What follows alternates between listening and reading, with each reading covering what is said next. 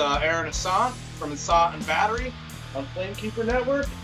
And today it's going to be an all Aaron show because not only you got me, Aaron Ossont, but we also got Aaron Wall from the San Antonio, Texas group Redbeard Wall. So welcome, Aaron.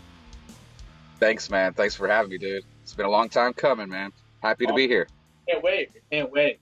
Hell yeah. So pretty much, I'm just going to start off and ask you, how did Redbeard Wall get started? What was the genesis of the starting of Redbeard Wall?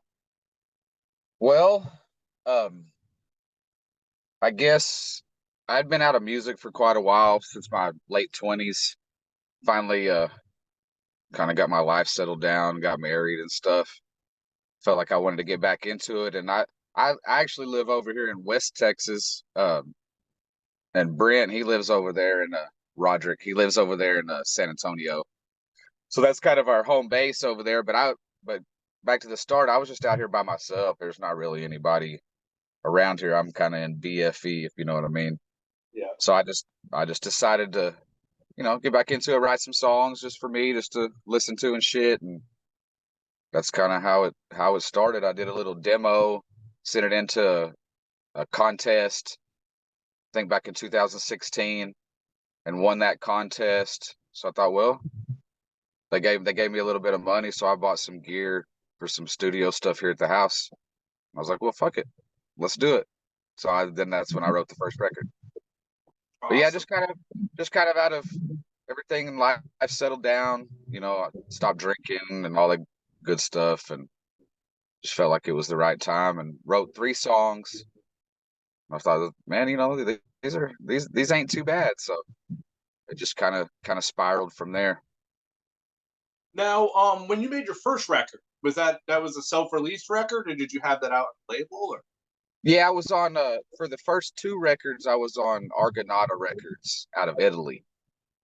Yeah, and I made that first record, and I just kind of looked around to see what was going on, and I hit up a few labels and a few different people, and he was the first one to really be excited about it. So I just jumped on that. So I was with them for the first 2 records. They treated me really well. Now, how did you decide on the kind of sound that Redbeard Wall was going to have? Because you have a very unique sound. Yeah, and I mean, I appreciate that. I didn't really have a goal in mind or a sound in mind. Just heavy, just heavy with some screaming and some singing, and just kind of just letting it flow. Just riffs. Yeah. That's really what it was about. But like, I play the guitar, but I'm originally a drummer. So when I started this band, I could play the guitar a little bit, still can play a little bit, but I've basically been learning the guitar throughout the history of this band. So it was kind of different. I just think it's because, I was a drummer, so a lot of it's kind of rhythmic. The riffs are kind of rhythmic. Just has a good rhythmic flow to it. I think that's kind of what maybe helps make it a little bit unique. Yeah, I definitely agree, because I was listening to a little bit of The Fight Needs Us All, that record today, and I think it was Reign of Ignorance. I definitely noticed a lot of play with the guitar and the drums and stuff. Right. Yeah, I just think that's just a natural, like, I think when I write music on the guitar, I just already kind of have the drums and the rhythm in mind. It kind of goes together somewhat. I just more have a drum mindset writing on the guitar, I guess you'd say. Yeah, I get that. Yeah. When you started off, did you always intended on it being a one-piece band at first, or did you want to have other members? And it was just yeah. I mean, well, like I said, I just started off kind of for myself at first, but once it started to go, no, I've always wanted it to be a band. I've never wanted it to be a solo thing or just be recognized as just me. But it's just kind of like, I still live over here in West Texas. Like, I'm still out here by myself. So, like, I play the drums and I do everything on all the records. And it's kind of I had a drummer for maybe the first 3 years, and I've had Roderick ever since. But just the timing of stuff and the way that losing the drummer and gaining the drummer has kind of worked out. And then with COVID, it just kind of has worked out where I've played the drums on the records, you know, not just it's just circumstance, you know, not by design or anything. I would definitely love for some of the workload to be taken off, you know. Now, now that you brought up Roderick, I've actually, I've been friendly with Roderick for a few years, but he was in a burn ritual before Redbeard Ball. Yes. When I heard you were getting him in the band, I was really pumped because I love his drumming, and I love your guitar playing, so I definitely knew it was going to work out well. So Yeah. how did you come into the group? We actually played with Burn Ritual for one of their record release shows, and we had kind of seen each other at shows and stuff prior to that. He had been at some of our shows, and then we played that show with him, so we were kind of friends, or we were friends before. And then I lost my previous drummer, and he heard about that through the grapevine, and he hit me up and said, "Do you need a drummer?" And I said, "As a matter of fact, I do." So yeah, we've been rolling ever since, dude. It's been sick, man.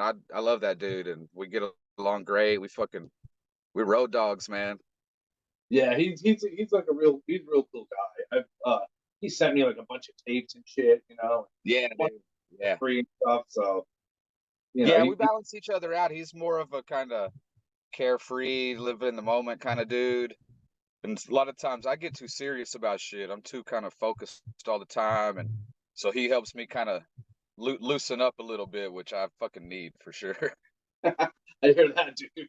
Yeah, dude. Definitely. But we're both, he's just a touch older than me. We're both about the same age. We grew up at the same time. We grew up with the same music. We have a hell of a lot in common, man. We just we're on the same wavelength musically. We both smoke a lot of weed. Neither of us drink. We both don't mind fucking driving hours to play for 30 minutes. That's what it's about. Exactly.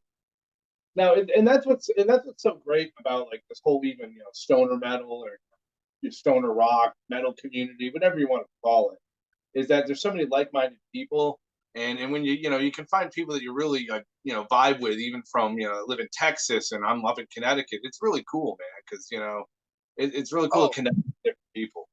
Yeah, dude, for sure. Everywhere we've gone, we've been treated just like that, and it's always that community. And we played in Maryland back in like 2017, just back when we were barely starting, and that whole scene up there fucking embraced us like they had known us our whole life. So Wow. we've been really close with them, and luckily we're obviously we're getting to play Maryland Doomfest this year, so it's a lot of full circle shit coming around, man. So we're excited, dude. Nice. Now, next I want to touch on like what are like some of the lyrical themes. There's some of the stuff that I kind of get out of it, but what were like some of the stuff? I know there's a lot of positivity in some of the lyrics. So what were some that you wanted to touch on with the lyrics and Yeah, I guess each record has been a little bit different. I think the first record was a little bit more personal, just kind of more about me or how I was feeling and stuff internally and things like that. The second record was definitely I guess it's since just like been a plea to like come together, man. I never planned it to come off as like a positive. I've always been a semi-angry dude, like I never meant for it to come off positive. I'm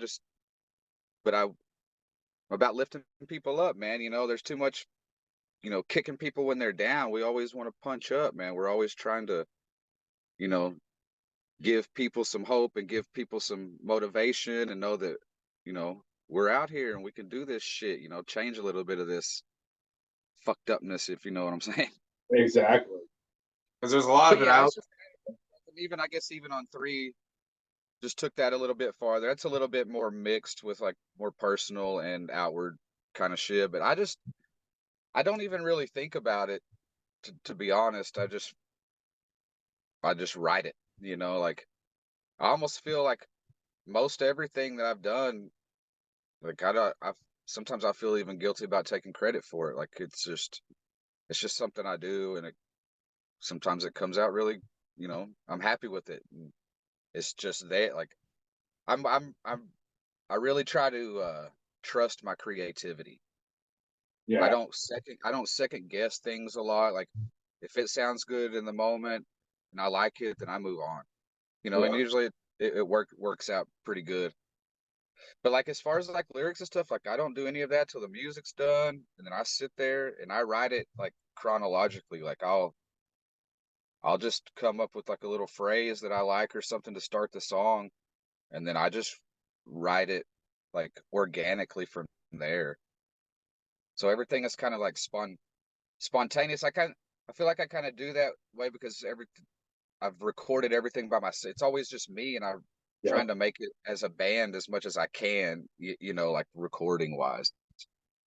So I think that has a lot to do. I'm really focused on just being flowy and organic and not overthinking it. Like, and just trusting that my creativity will work out. I think that's a great approach because sometimes, people can get into the habit of maybe like over editing. Like when that Tool album took like 15 years to come out or something. And it's like right. They Yeah, kept see, like that's not. And like I want to keep it raw and or like I said, organic, where it sounds like a band. So like I just do it kind of, I don't do it quick. I'm very meticulous about stuff, but it's just more like just what comes out of me in the moment. It's not super thought out and pined over and that kind of stuff. Now, one thing I also want to touch upon is a lot of your merch and the artwork. You've got some really cool artwork for the merch, some really great merch. I personally see this one right here, red beard ball hat. Hell yeah, Dave. I think that's my favorite. I think that's my favorite hat that we've done. So where do you come up with the artwork? Like how do you find that stuff? It's really great. Well, you just come up with ideas, and then luckily over time I've formed relationships with quite a few different artists, but two specifically, the I guess three altogether, but the one that does like every once in a while we'll do like a bigger merch kind of theme, like the last time if you remember, it was like it was me basically on the cover with the eagle and all that shit. There's a guy in Ireland. Oh, okay. His name is Colin Bolger from Design, and he is a hand ink, artist. And when I do something big, I always go to him. I've done like all three of the big major goat things have been with him, and then I do a lot with Soar's artwork, Diogo. Okay, Like he's my go-to fucking guy. Like he's done tour posters, merch. Like he's been the artist that I've used the most. I love his shit. He gets like when I talk to him, he knows exactly what I'm talking about, and when he sends it back, it's more and better and than exactly what I wanted. And like we're friends. Like you form like throughout the community and stuff. You form relationships, and like they're trying to do art. We're trying to do art. Nobody wants to pay us. Which is another subject totally, but but yeah, dude, it's mainly those two. And then I have a friend that I grew up with who's an amazing architect. He lives out in Los Angeles now, but I've known him since I was 2 years old, 3 years old.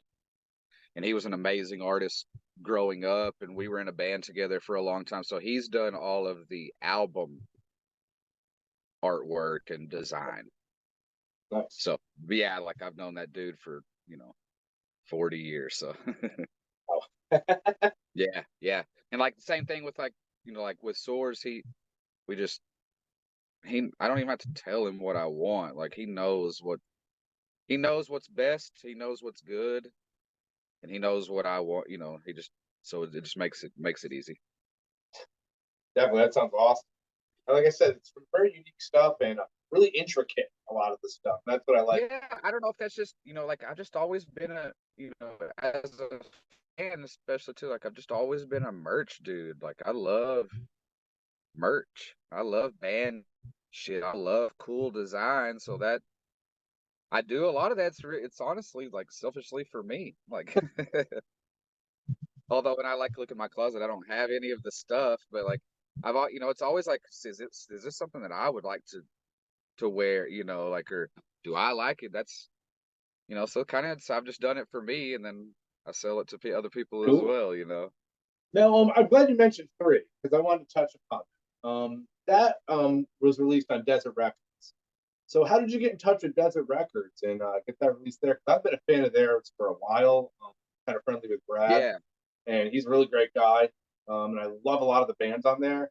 And I was like, wow, when I heard that, I was like, yeah, that's a great fit there. So how'd you get on there? So I'm kind of the same as with Roderick. Like, while we were friends. Like, we've played shows with Red Mesa. I mean, back when both of our bands were little babies. So, like, I mean, I was friends.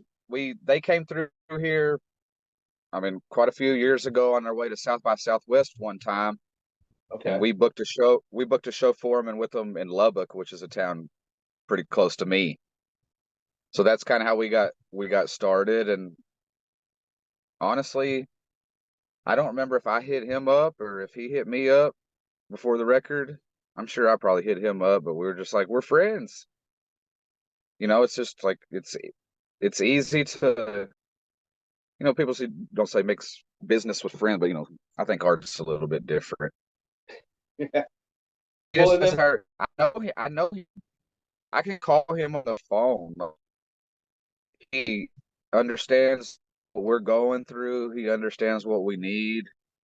He understands the whole struggle of everything. He understands the ups and downs, and it's just like a friend who supports you. He just happens to own a record label. But I yeah, just thought it was a hella good fit. Like, we're such a unique record label. It's like there's not two bands on there that sound really anything alike.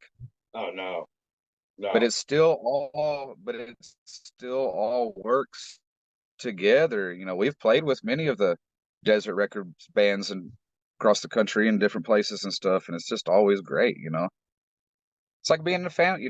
Desert Records is a family. Like, everybody looks out for each other. Like, even behind the scenes, I mean, everybody's sending emails back and forth. It's cool because people are located in different parts of the country, so it's easier to book show. yeah, It just helps to have, like, resources and people who give a shit. Like, that was my main thing. And, like, with Argonauta, it was great, and they did give a shit, but they're in Italy. yeah, Like, and their communication was great and stuff like that, but it's hard to get that personal touch that maybe I was needing, or and, like, I can drive to, I mean, Brad lives 5 hours from me, but I can drive to his house. Like, it's, to me, that's kind of something more that I was wanting. Comfort, yeah. comforting feeling, kind of. It's funny that you Brad say, Brad gives me comfort. it's funny that you say they're all over the country because I first heard about Desert Records because they released an album by a band from Connecticut called "When the Deadbolt Breaks," Fucking and A, man. so I bought that record and I just That's like a started that, buying more records from them. that's another Aaron, right? That's another Aaron, yeah. Goddamn right. Taking But over the goddamn scene, man. so that's how I first heard about them. So I was like, wow. So and then I just started getting more into a lot of their bands.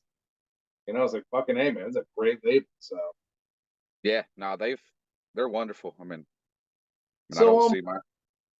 what do you have coming up next for Red Beard Ball? Do you have any new music planned coming out soon or some tours? Well, I'm working on it. I'm working on it. Yeah, dude. I mean, it's top priority on my mind. My goal is, like, we've been so busy the past couple years. Like, we just get offered a lot of cool shit, and, like, it's that's. I mean, we're a band, so we've really been focused on playing live and being out and doing all that. So I had planned on kind of taking at least the first of this year before the tour for Maryland Doomfest to get it buttoned up and shit. But we've been playing show. We've had some other cool offers, man. So I'm working on it. I'm getting there. I got some songs, Now you know, but you're gonna be touring before Maryland Doomfest. So like where will you be touring? we are going to be in North Carolina, Tennessee, um, Virginia, We're doing a show with a band called Crop in Pittsburgh. Okay. Just kind of all over the middle to the middle east a little bit there. And we're doing a little run with Stone Nomads. They're a beast of a band from Houston that we're friends with. Some of their stuff, they're really great. Yeah, dude. Best guys too, man. Best guys. I always say there's got to be something. I don't know if there's something in the water down in Texas, but there's so many great fucking bands from there. Even I grew up with a lot of Texas blues. Like Albert Collins, Freddie King. Right. So I'm like, what the hell's in the water down there, man? Yeah, I don't know, man. There's a lot going on down here, which is a good thing, and sometimes it's not a good thing, I feel like, when we get out, that's where we get a lot better, reception and stuff. Like Texas is cool, man. It's just, there's a lot going on, man, But there are many, many great bands, which is good. I mean, there's some good shit happening every single night, all year. Yeah, we have up here in Connecticut, have a pretty good scene. We used to have a really great club right by me that a friend of mine ran. Unfortunately, the owner sold the building and he had to, stop running it and stuff. So that sucked. But Right. There's also like a lot of great clubs and you're seeing everyone's pretty, supportive of each other. So that's always important to the scene. Yeah, no, that's how it is down here. I mean, it's like, like I said, it's community, man. Like everybody's looking out for everybody else, the better another band does, the better it does for everybody else. Like it's all good, man. I've just loved being a part. I'm grateful to be a little small smidgen of a part of it. So I can't complain. Slap me if I complain. Yeah, I hear you, man. I just, like I said, right now, as far as a fan, because I don't play music. I'm not really good at it. I played bass for a little bit.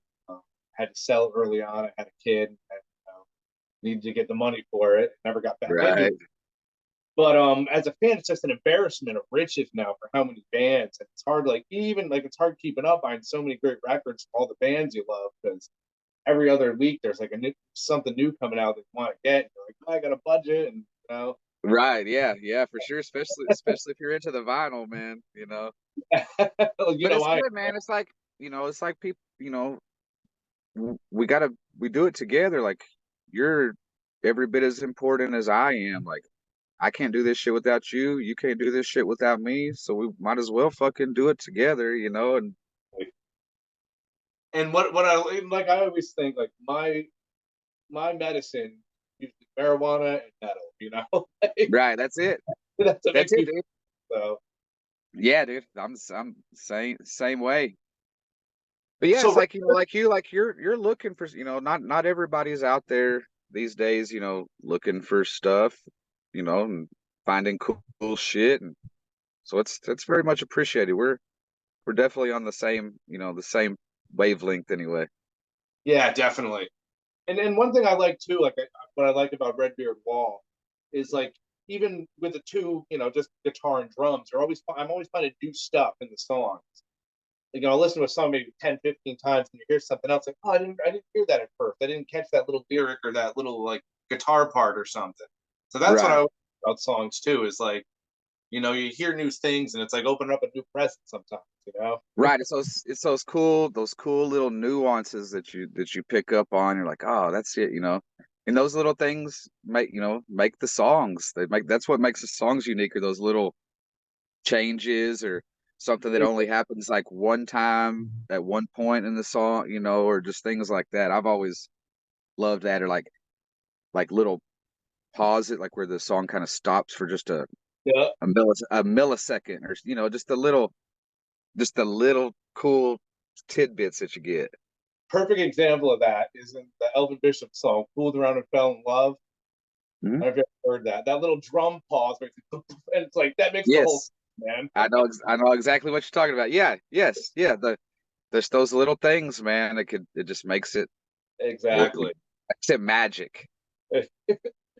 Now, wrapping it up here, man. is there anything that you want to say about like what's coming up with Red Beer Wall, or like stuff you got coming up, or any events or stuff like that? Yeah, man. I mean, we're like I said, we're busy, and I'll be in We'll be in Dallas tomorrow night, playing a little Easter show in reverence, Nice. But yeah, we are grateful and lucky enough to be invited to the Born to Burn Fest on 420 in Pensacola, Florida. Cool. And we're playing with ASG, Nice. legendary North Carolina band that they were actually when I first got into like stoner doom music, kind of like that, they were one of the very first bands I got into. And they were one of the bands I was listening to when I met my wife. I know that's kind of sappy, but so it's kind of special for me to be able to go out there and jam with those dudes. It's kind of cool. Like I said, a lot of shit's coming full circle, man. We've been working our asses off. Nice. So it's nice to see, some of that come to fruition. But back to that, yeah, we're playing a date in Louisiana on the way out there to Pensacola. And then we're going to take May off. I'm going to try to get these songs wrapped up. And then we're going to do the tour with Stone Nomads for a couple weeks in mid to late June.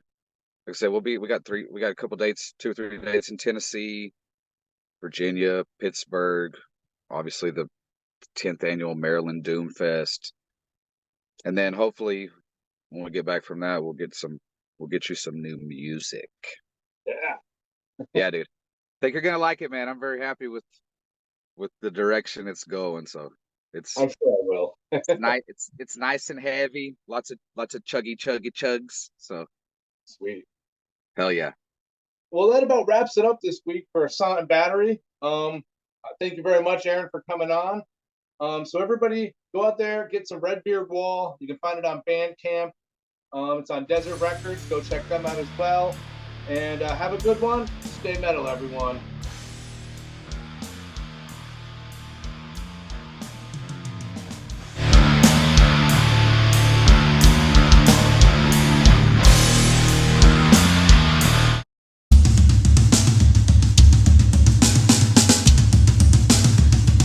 For 45 years and keeping Louisville weird, Electric Ladyland has been there for all your eccentricities. While they do offer the best smoking supplies out on the market today, there's a whole lot more to check out. From ashtrays and blacklight posters, to records, incense and burners, and items to stock your metaphysical supply.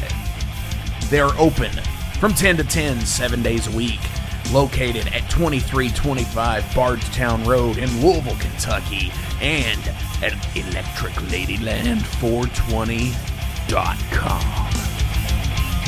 Roll out.